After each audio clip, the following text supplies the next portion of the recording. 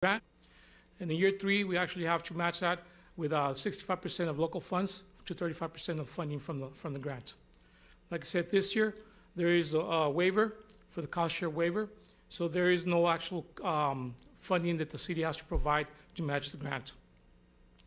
Again, the grant's going to be used to go ahead and provide 21 positions for entry-level firefighters for Fire Station 36, which is going to be built, which is being built on the west side.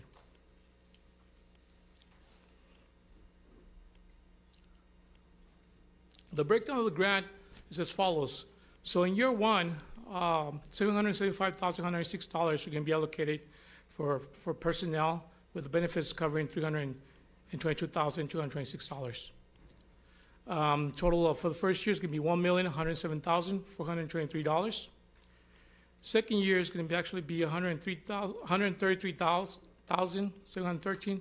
$1,133,713.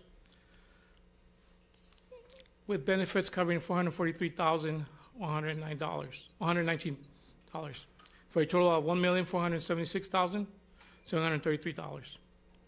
In year 3, benefits for personnel are going to be $456,310, and personnel salaries are going to be $1,164,724, with a total of $1,521,035. The total grant that's been awarded is $4,105,182. Do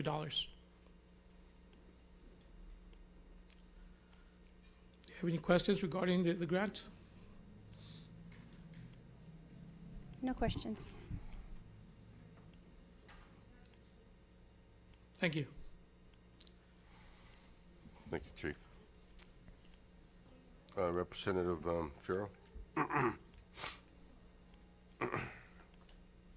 Thank you, Mayor. Chief, congratulations. Was your office the one who wrote this grant? Yes, sir. We have our office has grant writers on staff that apply for grants on a yearly basis to go ahead and get funding for equipment and personnel. Well, congratulations. One quick question. You said year 1, the match was waived. So does that mean year 2 becomes year 1, or do we start with? No, sir. So, yeah, okay. So actually, this grant carries a matching waiver, cost share waiver. So in this grant, the city for the second year would provide 25% of the funding, and then the grant would provide 75% of the funding. And then the third year, they would provide 35% of the funding, and the city would actually be providing 65% of the funding. But because FEMA waived the share cost, there is no cost to the city as far as sharing costs. For just the first year? No, for all 3 years. Oh, for all 3 years. Yes, sir. So the breakdown is on the screen. So first year, the award is going to be for $1,107,423, right? There is no share cost for the city for the first, second, or third year. Great. Again, congratulations to your grant writer and to your whole team. Thank you, Chief. Sir. Representative Fierro, this was a budget technique in order to ease into the costs so that we don't get it all in the first year. So this grant enabled us to do that. That was part of our strategy. And so in the 4th year, we'll get the full costs, but it'll give us time to ramp up to those costs. Thank you. Thank you. Next item is 27, and this is a budget update on public safety.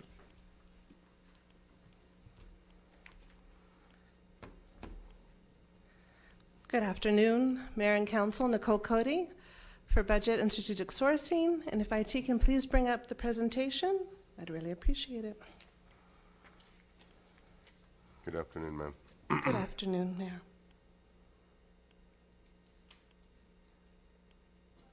It's item 27 again. So today, as part of the budget update, I'm here to talk to you about public safety. As you've seen in the presentations today, we had the presentation from Assistant Chief Silva on the body-worn cameras and the digital video recording systems, as well as the presentation just given by Chief Tavares regarding your SAFER grant. So we'll continue to look at the investment that has been made in public safety over the past years. That includes both staffing, our fleet and capital replacement, as well as the impact of the public safety bond projections. This is all important as we lead into our 5-year financial forecast, our two largest cost drivers are really workforce and public safety. So at the previous budget update, we did provide an update regarding the impacts and the changes and the investment that we've made in our workforce in the past few years, as well as what we are considering moving forward. In addition to that, now today, we're going to talk about our public safety investments. So included on that, we will focus on both the recent and upcoming investments that we see for both police and fire. But first, I want to start with personal services. And you've seen this graph before, you've seen this pie chart, and it shows that $373 million, or 72.9, or I'm going to round up, 73% of the budget is on personal services. So as I mentioned in the slide before, workforce is one of the major areas. Well, this is your workforce. And of this workforce, you'll see that 71% represents public safety. So let me stop, because I think this is really an important point. So 71% of your 73% of costs is for public safety.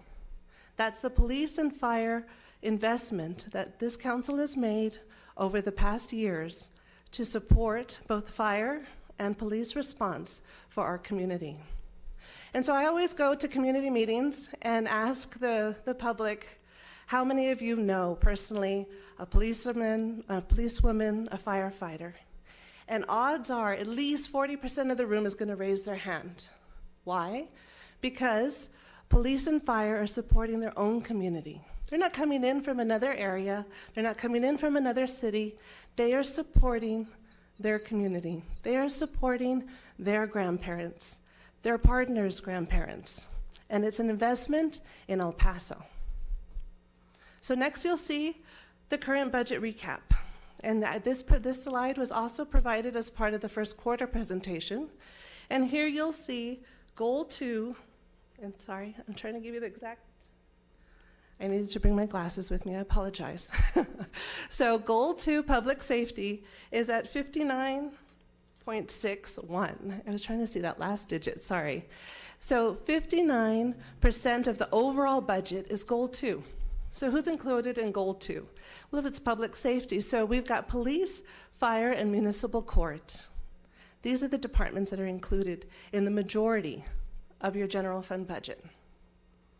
So I talked about expanded investment over the years. So here you can see since 2016, the overall investment that we have made in public safety, that you all have approved in public safety, that we have recommended for public safety, is $84.5 million, or close to 40%.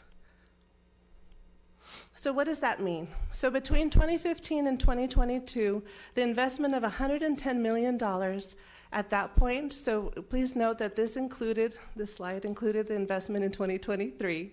So if we just look through 22, you'll notice that it was $72 million in addition to the quality of life bond operating costs for the completed projects. The street resurfacing that we've seen time and time again as being a priority for our community, a priority for this council, as well as completing over 900 capital improvement projects. Actual tax rate impact was only increased by 21 cents. So it's important as we look, as part of the 5-year financial forecast, we're looking ahead. We're looking ahead to see what are those workforce costs going to look like for both our uniform and our civilian employees. We want to ensure that we maintain aggressive pay to be competitive, because we don't just want to be a mediocre employer. We want to make sure that we are hiring the best and the brightest for our community. In order to do that, how do you do it? We need to have competitive pay. And so in addition to that, no civilian employee healthcare increases have happened in 4 consecutive years. Now, it's important that I keep saying 4, because I've heard some people, well, we haven't really had increases in healthcare. Or we'll have people that have misunderstood and saying, well, we're paying more in healthcare. No, you're not. 4 consecutive years, we have not increased or changed the healthcare plan or increased premiums for 4 years. Also, before I move on, it's important to note, and I believe it was mentioned earlier today, is that we are currently in collective bargaining with the police department, police union, I apologize. So, to protect, honor, and serve. This is the public safety staffing and what we've seen and what we've committed to public safety. So the net 300 that we've talked about, multiple budget updates, was the 10-year plan of ensuring that we are netting, which means a number of officers minus attrition, and we'll see it on another slide, plus academy graduates of 30 each year. Not also included is the forward drop program. We continue to look and ensure that we are being competitive through our collective bargaining agreements, as well as our 911 communicator pay. In addition to that, we continue to leverage grants for investments, as the city manager mentioned, the SAFER grant that Chief Tavares just spoke about, being able to use it strategically to ensure that we're increasing the number of firefighters or the number of officers or purchasing the body-worn cameras that are needed for our community and for our officers.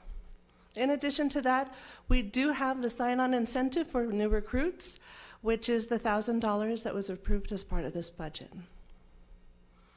So as we get into the police department, here's a list of the new and enhanced programs since 2016.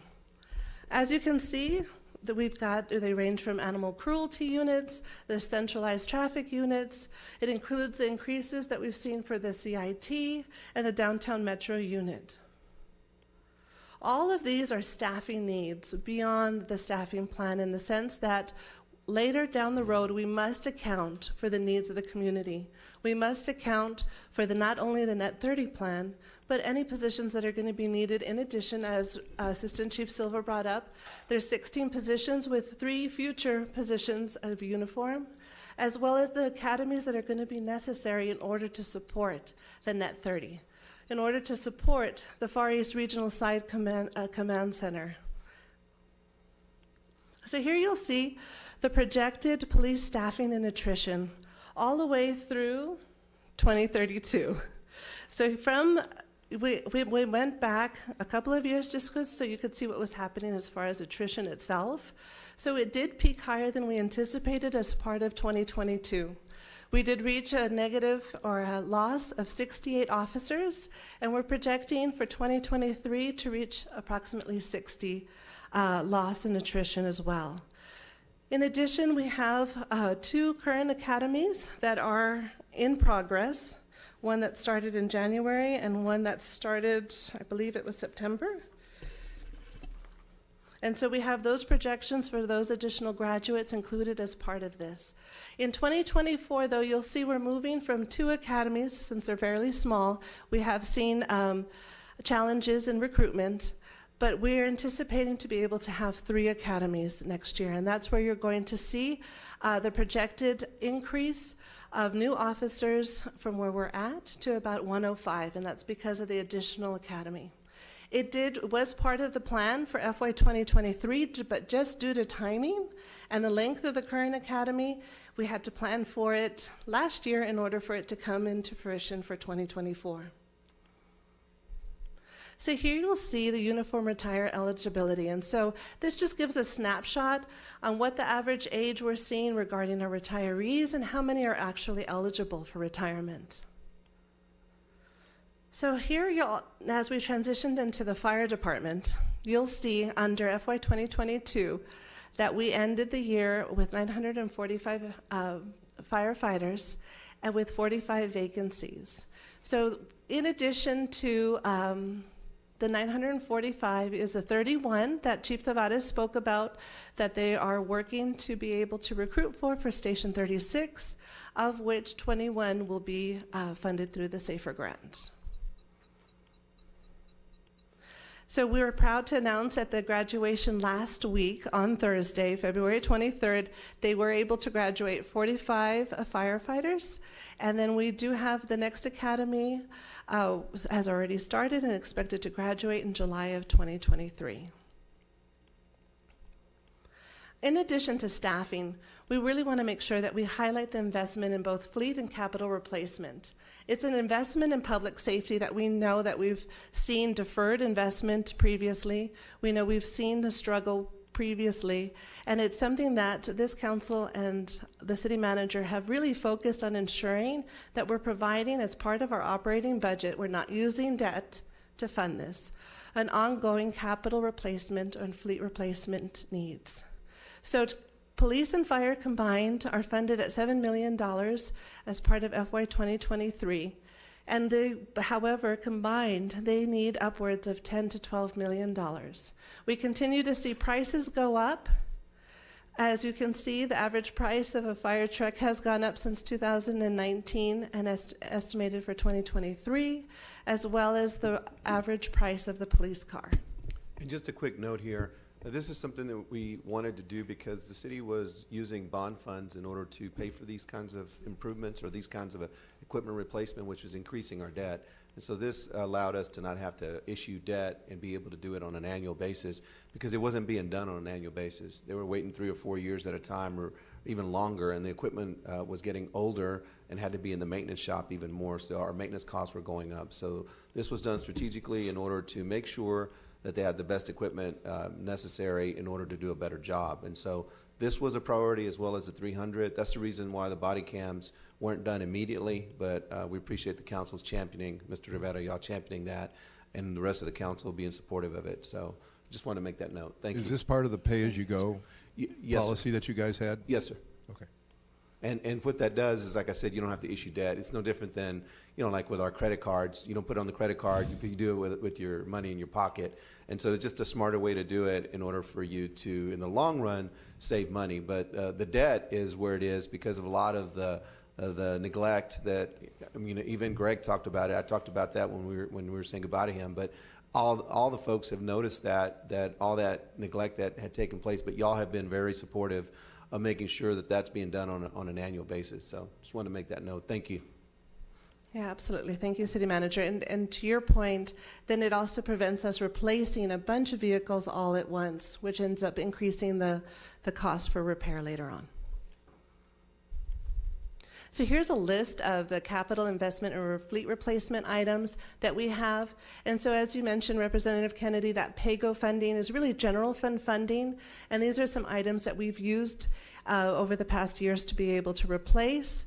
In addition to that, we continue to look at leveraging grants for capital replacement where we can. And so you can see that the AFIS, or the Automated Fingerprint Identification System, has been replaced at the police department. For the fire department, we were able to replace the entire radio system. In addition, there's been police marked and unmarked cars, as well as fire trucks and ambulances. So public safety bond projects, and we're going to get into next, is really the operation and maintenance costs for these projects. So anytime there's a new station added, it's critical that we're anticipating, not only as part of the bond proposal to the public, that we know how much it's going to cost to operate. And as the city manager always says, is we have to not only account for the horses, but we got to feed the horses. And so as part of that is what we work with the departments in order to project the impact that new facilities will have in the coming years. So here you'll see under the PD's public safety